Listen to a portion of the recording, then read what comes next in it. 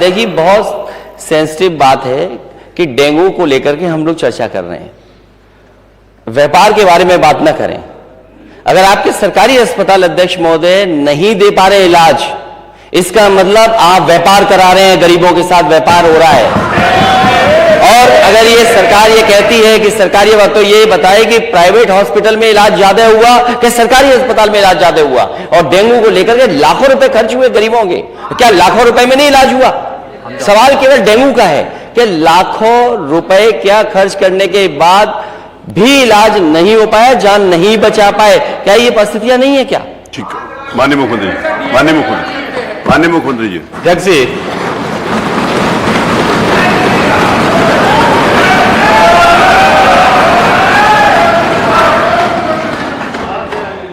जैसा प्रश्न होगा वैसे उत्तर भी आ रहा है।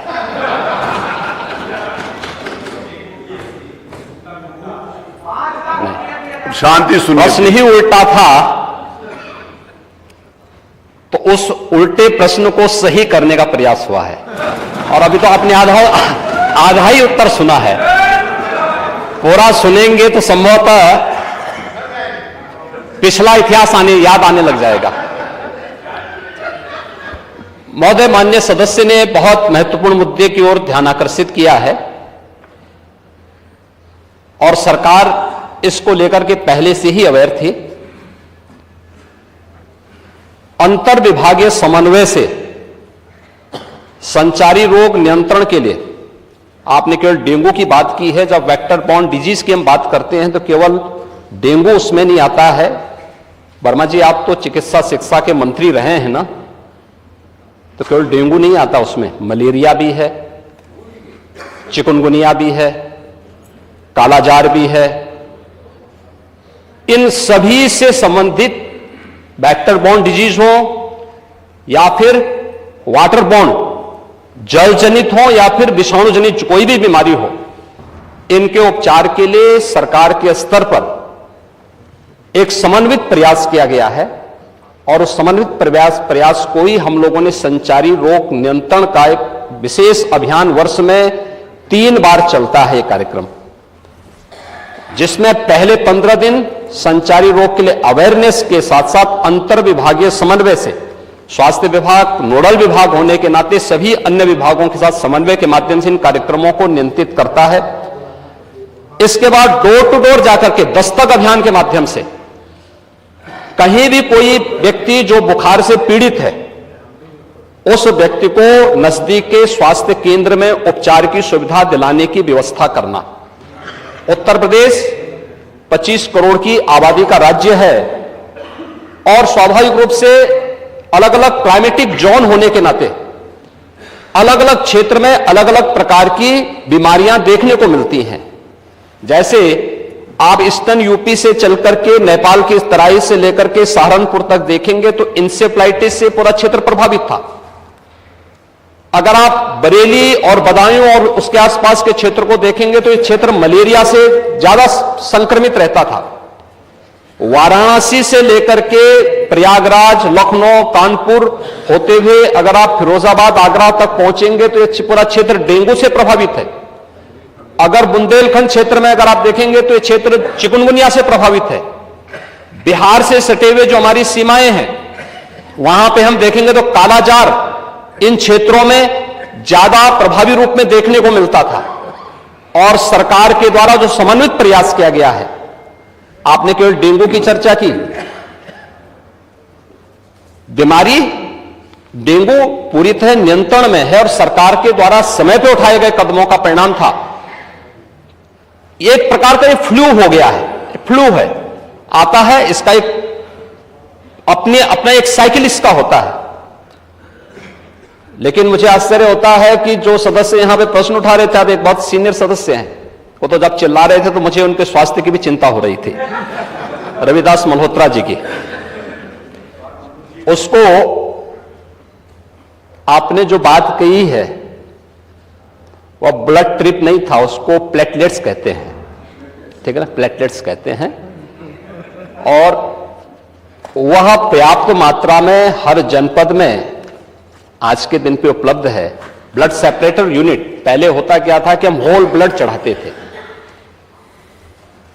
हर एक पेशेंट होल ब्लड की आवश्यकता नहीं, खासतौर पर वायरल जनित तो ये बीमारियां होती हैं जिसमें डेंगू है या बहुत सारे ऐसे वायरस आते हैं जो प्लेटलेट्स काउंट को कम करती हैं। उन स्थितियों में प्लेटलेट्स की अतिरिक्त आपूर्ति के लिए उस व्यक्ति को उसको बाहर से चढ़ानी पड़ती है।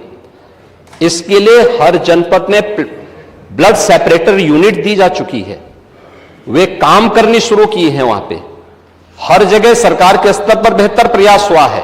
और जहां तक नेता प्रतिपक्ष के द्वारा यह कहा जाना कि साहब प्राइवेट हॉस्पिटल में, याद रखना डबल इंजन की सरकार है, ये केवल बोलती नहीं करके दिखाती भी है। प्रदेश के अंदर 10 करोड़ लोगों को आयुष्मान भारत और मुख्यमंत्री जन आरोग्य योजना के अंतर्गत 5 लाख रुपए सालाना स्वास्थ्य बीमा का कवर भी ये सरकार उपलब्ध करा रही है। और किसी भी पैनल्ड हॉस्पिटल में, वह सरकारी हो, सरकारी में सारी सुविधाएं फ्री में है, लेकिन किसी भी प्राइवेट हॉस्पिटल में जाता है तो वहां वे सुविधाएं मिल रही हैं।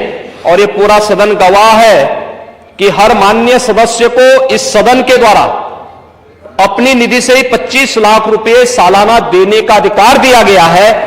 और यही नहीं, मुख्यमंत्री राहत कोष से हम चेहरा देख करके पैसा नहीं देते हैं। कोई भी व्यक्ति जो भी आवेदन करता है, कोई भी पीड़ित हो, उसकी जाति, उसका मत, उसका मजहब नहीं देखा जाता है, बल्कि वो पीड़ित राज्य का नागरिक है। उसको प्रदेश में, देश में या दुनिया में जहां कहीं अच्छी स्वास्थ्य की सुविधा मिलती है, और सुविधा के लिए मुख्यमंत्री राहत कोष से भी हम पैसा देने में कोई कोताही, तमाम मान्य सदस्य विपक्ष में बैठे हुए हैं, वो हर व्यक्ति इस बात को कह सकता है। उनके प्रस्ताव आते हैं बिना किसी भेदभाव के, हमने उसके लिए भी धनराशि उपलब्ध कराई है। आयुष्मान भारत और मुख्यमंत्री जन आरोग्य योजना भी है। आभारी हैं आदरणीय प्रधानमंत्री जी के, जिन्होंने आयुष्मान भारत जैसी योजना दी, जिसमें हर गरीब से गरीब व्यक्ति भी आज अपना उपचार किसी भी अच्छे कॉर्पोरेट हॉस्पिटल में भी करा सकता है, और देश में भी करा सकता है, दुनिया में भी कहीं करा सकता है। हर वर्ष की सुविधा उसको मिली है। मुख्यमंत्री जन आरोग्य योजना की सुविधा भी उसे दी गई है। इसके अलावा माननीय विधायकों को भी 25 लाख रुपए तक खर्च करने का अधिकार दिया गया है। और इसके साथ ही मुख्यमंत्री राहत कोष भी उसके लिए उपलब्ध है। इसलिए समस्या केवल इस बात की नहीं कि हम समस्या के समाधान की ओर जाएं, समस्या केवल हर मुद्दे का राजनीतिकरण करके समाज में अव्यवस्था पैदा करना, लोगों में असंतोष पैदा करने का जो कुत्सित प्रयास किया जाता है, वो तो कोरोना कालखंड में भी लोगों ने देख लिया था, जब आप लोग बहका रहे थे लोगों को कि वैक्सीन मत लगाना, ये मोदी वैक्सीन है, और लोगों को गुमराह कर रहे थे। परिणाम क्या है? मोदी जी के शासनकाल में, उनके मार्गदर्शन में हमारे वैज्ञानिकों के द्वारा बनाई गई दोनों वैक्सीन दुनिया की सबसे प्रभावी वैक्सीन है।